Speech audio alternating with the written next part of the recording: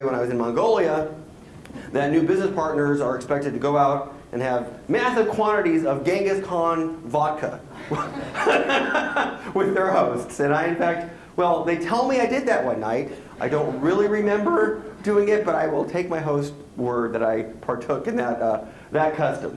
So understand your preconceived notions and theirs. Remember I pointed out earlier the picture of me in Bahrain with those gentlemen? When I saw those gentlemen, those caftans, whatever they're called, I was, ooh, you know, what it's going to be like, what are they going to think of me? I'm American, they may not like me, what are they like? And you know what it was?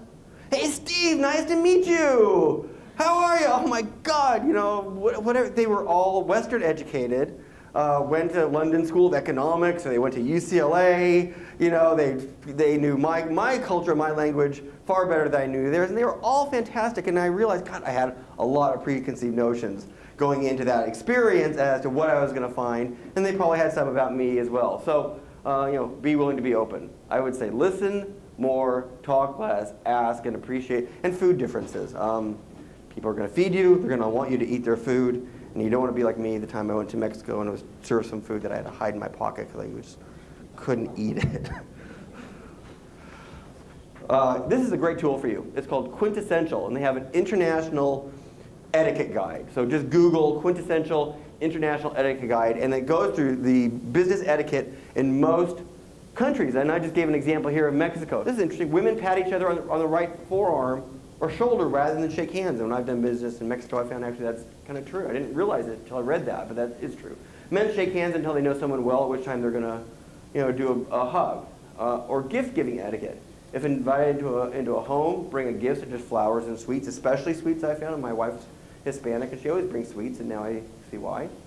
Gift wrap, but look at this bottom one. Don't give marigolds as they symbolize death. Now, okay, we don't want to do right. We don't want to symbolize death, and you know who would have ever known that little tip? So, you know, whatever country you're going to, you can just, you know, tonight or after we're done today, Google this and get some tips and great, quick, essential, helpful. The third way to manage your international relationships is technology, right? We're living in a whole new era of business. I really don't need to belabor it, but you know, it used to be we were in the era of big, right? We had 2 giant superpowers, and we had 3 big automakers, and we had 3 big networks on TV, and now we have, you know, hundreds of networks and you know, thousands of YouTube videos, right? Little is the new big. We have, you know, one global superpower and lots of little powers. Lots of car makers, wherever you want to look, little is the new big. But the great thing about being in business today, about being a small business today, is you don't have to look little. And if you look little, you're making a mistake. Easy to look big. You can look every bit as big and professional as your biggest competitor online, right? Your website doesn't have to look dinky. It can look great. The hardware store down the street from me is little, and it doesn't compare in the real world to Home Depot. But man, they have a nicer website than Home Depot. And when you go online, they're every bit as big as Home Depot, and they offer all the tools Home Depot does online. So that's what I'm talking about. Boy, look big, look professional. And here, I'm going to drill down into websites just a little bit more here. Because how you're going to find people and how they're going to find you internationally is through your website initially. All right, maybe it's going to be your Facebook page or your social media presence, and we'll talk about that a little bit. But boy, you know, one of the very main things they're going to look at is your website. So what you want to do is make sure your website is also ready for international business, right? So if you're going to do business in Spain, you might need to have a Spanish version of your website, right? Because not everyone's going to speak English.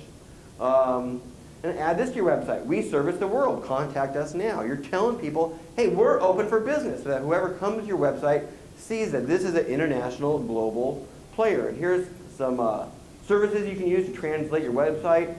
But you do want to make sure that you do it properly. I have this funny story I read recently that GM was going into Belgium with a new car, and in Belgium somehow if the car was made by Fisher, that was a big deal. So then GM wanted to tout that it had a body by Fisher, except when they translated it, it said corpse by Fisher, not body by Fisher. So we, you know, it's a funny little mistake, but it's, you know, when you're a small business, you don't have room for lots of mistakes, right? We gotta not make errors like that. So you want to make sure you have a great website, maybe a global website, a multilingual website.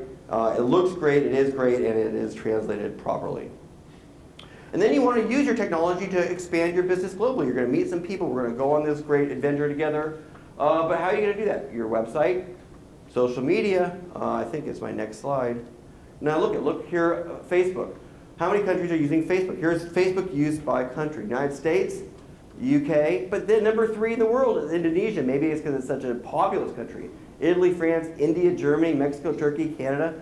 So Facebook is increasingly becoming a huge way to meet people. And when I talk to small businesses about social media, they say, yes, I know, Steve, I know I'm supposed to tweet, I know I'm supposed to have a fan page, but who's got time for all that? But one way I would like to, just a little hint I could give you on how to use social media for your business is just use it. If you don't want to do anything else with social media, use it for prospecting. Twitter, Facebook, LinkedIn all have great search functions. Especially I like LinkedIn for this. And you can type in via the industry, you can type in versus by the person's title, by the kind of business, by the kind of product, and all of a sudden you're getting a list of people who are in that industry or who do that business. And all of a sudden you created a high contact list of people to market with. Easy way to use social media.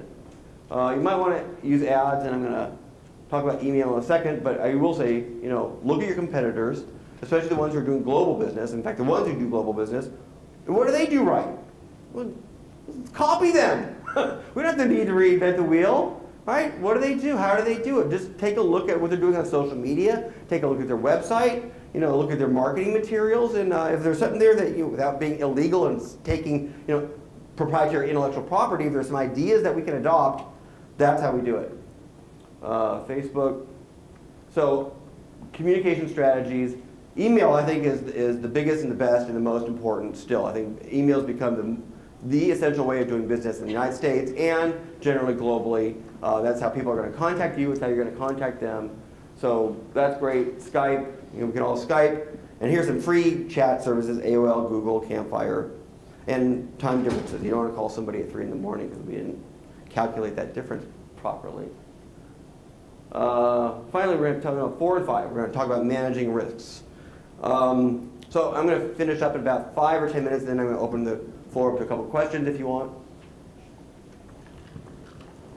So I hate to say I'm going to have to talk about legal risks, but I had a friend back when I did practice law who was a bankruptcy lawyer, and he was also a trustee. He was a bankruptcy trustee, and he used to start all those meetings saying, I'm not supposed to give you any legal advice, but I'm a lawyer and I can't help myself, so do this and don't do that and don't lie, or whatever he used to say. So that's how I feel this morning. I'm not practicing anymore, but I do have to go over these things.